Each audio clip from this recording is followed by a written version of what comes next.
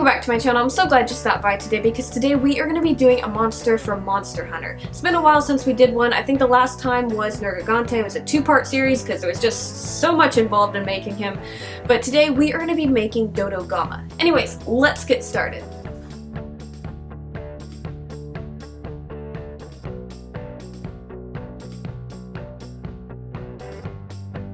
Okay guys, so we're going to start on Dodogama's head. So for that, what we need is a large lump of tinfoil. He's got a massive jaw, so that's part of his head, so we're going to need a massive piece of tinfoil to start with.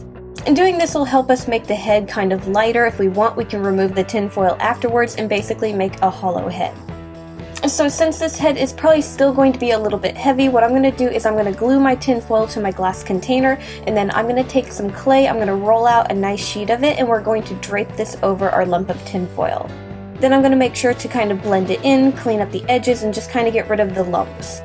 After we have our tinfoil completely covered, the first thing that we need to do to define all the features is to figure out where the top of the head is and where his bottom jaw starts. So what we're going to do is we're going to take a strip of clay and we're going to kind of mark that out. After we have the jawline marked out, we're going to use our tools to blend the clay together and define this shape even more. Now for his eyes, I didn't have a pair of glass eyes that I wanted to use, so I'm just going to be using beads to mark where those eyes are going to be, and then we're going to paint over these later. So even though the beads that I'm using are red, his eyes are going to be yellow. So I'm just going to push those in, make sure they're nice and even. I'm going to add some eyelids around them. Now his eyes are kind of like bug eyes, so they're not really sunken in, and he doesn't have much of an eyelid, so I'm going to make his eyes nice and wide. Even though they're tiny, we want to make them look a little bit bug-eyed. After that, I'm going to start adding detail to the top of his head. I'm going to take some strips of clay and lay them out, and these are going to be for rows of spikes. So I'm going to lay those out, blend them together, and then break them up into individual spikes.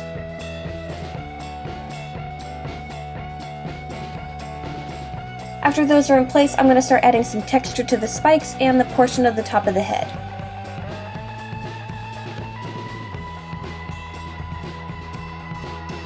I'm then going to define the jawline even more and just make sure that it's a nice straight line. Now for Dodogama's bottom jaw, this portion has a lot of detail. It has huge chunky scales on it. So what we're going to do is we're going to take lumps of clay and we're going to mark out where all those scales are going to go. So we're going to be layering these onto the bottom jaw, just make sure to get the placement correct. And then after we have all of them in place, we're going to take our tools, blend them together, and then define the features of them. So we're going to add some line work and different things like that and really define the shape of the scales to make them look kind of like rocky and stuff because they are very rough and scratchy looking. Also, the skin in between these large portions of scales is going to need to be roughed up and kind of given a scale texture, just a bit of a softer scale texture than the large pieces. Okay, and then once we have all the detail added to the face, everything scaled and textured, we're going to put our head in the oven for roughly about 45 to 55 minutes. It's quite large, even though it's hollow, it's still going to need a lot of baking. And then while that's baking, we're going to start working on the clay feet. Okay, so we're going to do our clay feet kind of like all of our other clay feet. We're going to start with a wire frame. We're going to add a lump of clay to the middle of it to add some extra support to the frame, and then we're going to add some clay toes to the ends of each wire. Now, Dodogama's toes are not sharp or anything, they're kind of rounded, so I'm just going to kind of round them up and make sure to not give them a sharp point. After we have that in place, we're going to end up baking this at 275 Fahrenheit for probably about 20 minutes to save our progress. Once it's out of the oven and is cooled to touch, we can start working on the bottoms of the feet. So we're just going to take kind of some strips and balls of clay and just kind of cover up the whole bottom of the foot.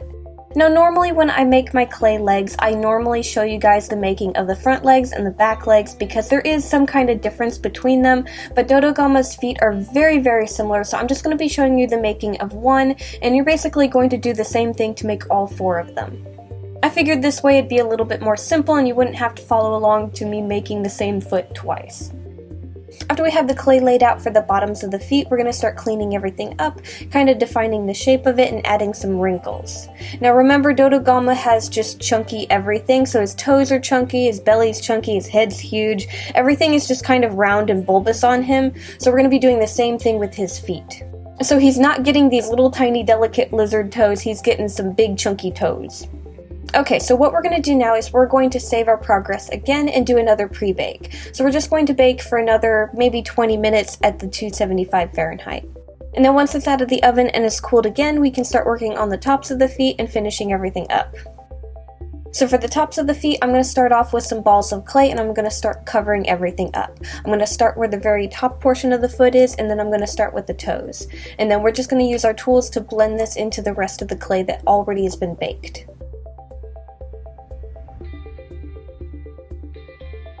For the texturing, I'm going to add some deep wrinkles and make it look like his toes have kind of folds because they're just so chunky, and then I'm going to kind of rough it up a little bit with my tools. And then we're going to put our feet in the oven for probably another 35 to 45 minutes just to make sure everything is nice and good. And again, the temperature is 275 Fahrenheit always. Okay, so for the painting, I'm going to start with the head and then we're going to paint the feet. So I'm going to start by primering everything. So what I'm going to do is I'm going to take kind of a light gray and just paint over all the clay pieces first. We're going to let that dry and then we can start adding some other colors to it and adding some shadows. So basically what we're going to do is we're going to start light and work our way dark. So we're going to kind of define where the light portions are and then we're going to start digging in and adding those shadows. So of course we want a nice deep shadow where the jawline meets the face because the jaw is so heavy, we want to make it really defined from the rest of the head.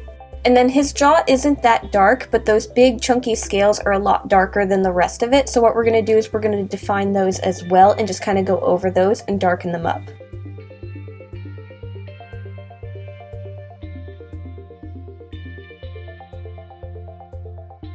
Now what we're going to do is we're going to start adding some more browns and kind of stone type colors to it. So some khakis and different lighter tones of browns and stuff like that to really bring out the colors of the bottom jaw.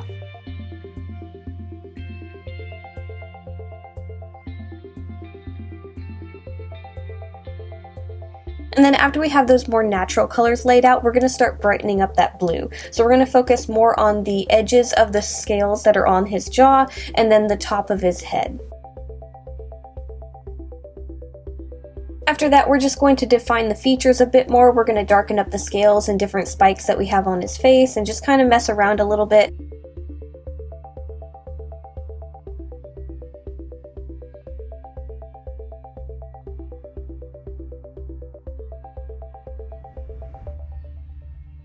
And then I think the last thing that we're going to work on is going to be his eyes. So those are just going to be painted yellow and then they're going to have a black pupil.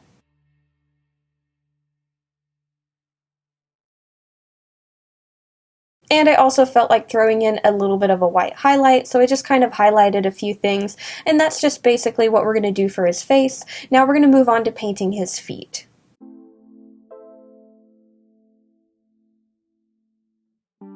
Now I left the painting for his feet pretty simple, there's not a whole lot of detail in it, so basically we're going to start by primering it the same color that we primered the face, a nice light gray, and then after that's dried we're going to start adding some shadowing in between the toes and just kind of muddying it up a little bit.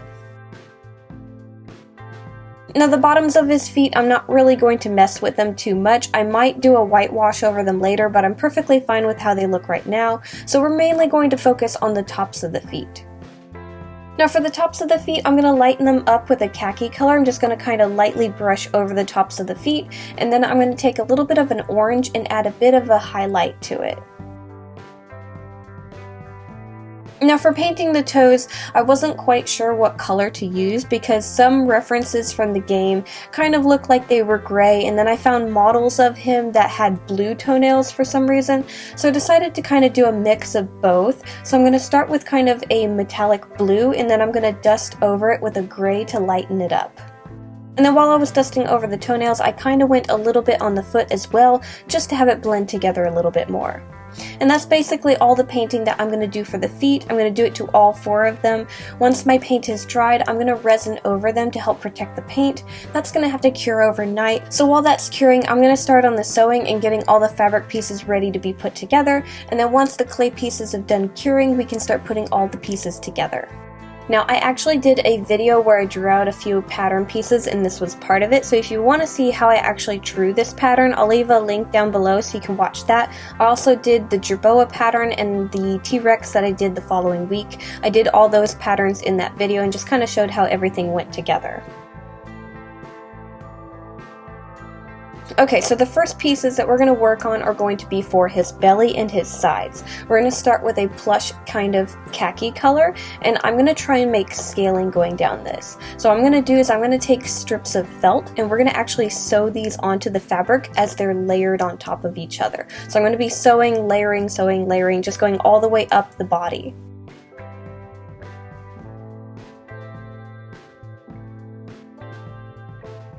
And then once I have all the layers of felt sewn into place, I'm going to go in with my scissors and I'm going to break those layers of felt up into individual scales. So I'm going to be cutting them and breaking them up. I'm not going to do any type of pattern, I'm just kind of keeping it as random as I can to make it look kind of organic.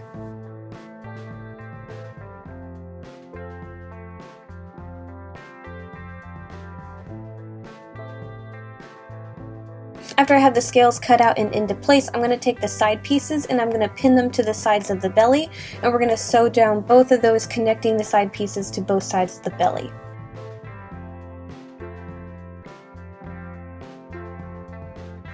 And then your belly is going to look something like this.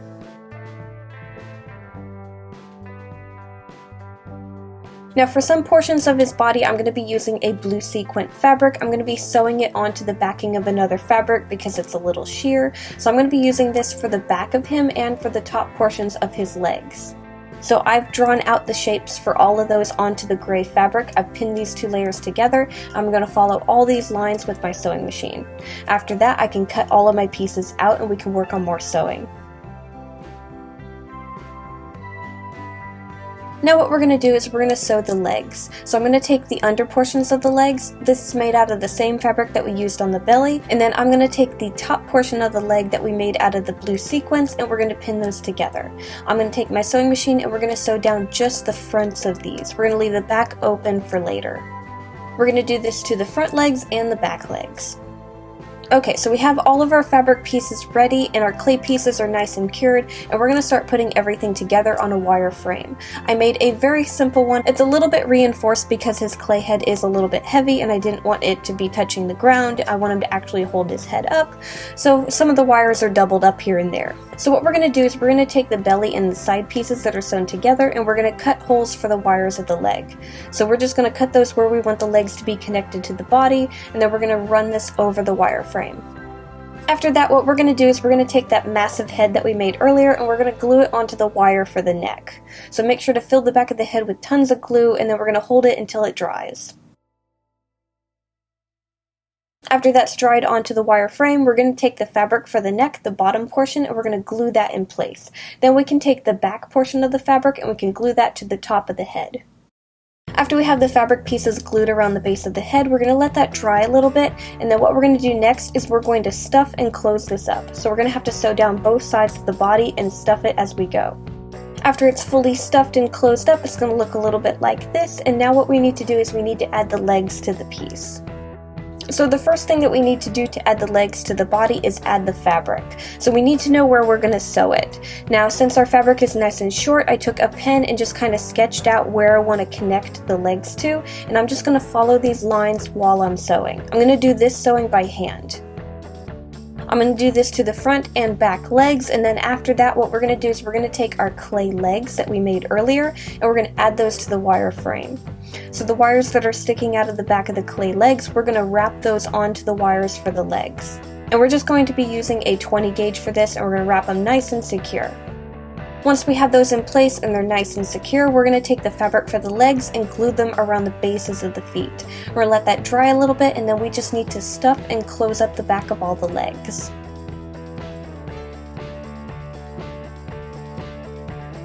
Okay, so that's basically all the sewing to put our piece together. Now what we need to do is we need to start decorating the body and getting those markings correct. So I'm going to be taking my paints and we're going to go over the sequence and just defining all the markings on the body to make it look a little bit more realistic.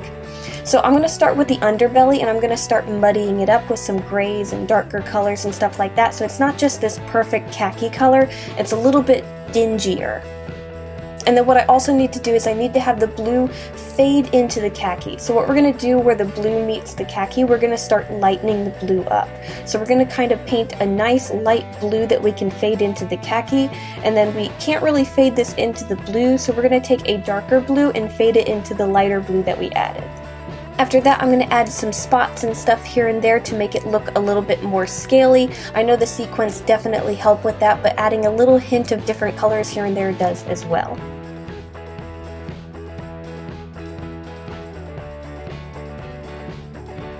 Now this is the part that's going to be kind of interesting because we're going to have to paint yellow and orange over blue, and anyone that knows how to mix colors knows if you mix yellow and blue together you get green. So we're going to have to layer our yellow quite a bit to get it to actually look yellow. So I'm going to kind of go over, and you'll notice it definitely looks green right now, and we're just going to let that dry, and then we're going to go over it again and again until we finally get a yellow.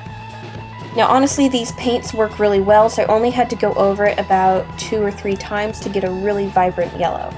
And then after that, what we're going to do is we're going to take our orange and we're going to start at the tail and work our way to the yellow and just kind of blend it together nicely.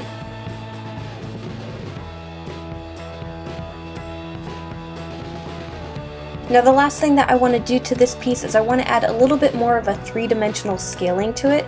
The sequins again look really nice, but I want to make a few of them pop because Dodogama does have more of a scaling texture that raises up, kind of like a crocodile. I can't really get too thick, but I want to add a little bit of dimension to it.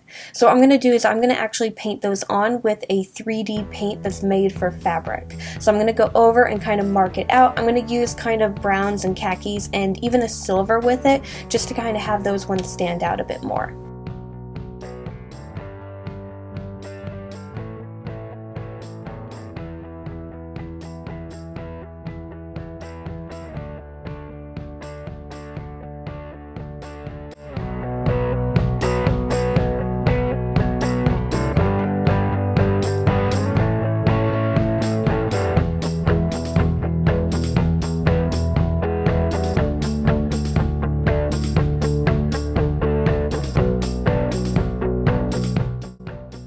Okay guys, and that's how I made Dodogama from Monster Hunter. I had so much fun with this project. I think the only thing I would have changed was probably making his head slightly bigger because his belly kind of dwarfed it slightly. But other than that, I think he came out really good. I'm going to have him along with a bunch of other creatures in my Etsy shop, so if you guys want to buy anything, make sure to check the links down below. Thank you guys so much for watching. Make sure to like, subscribe, do all that fun stuff, and I'll see you guys next time. Bye!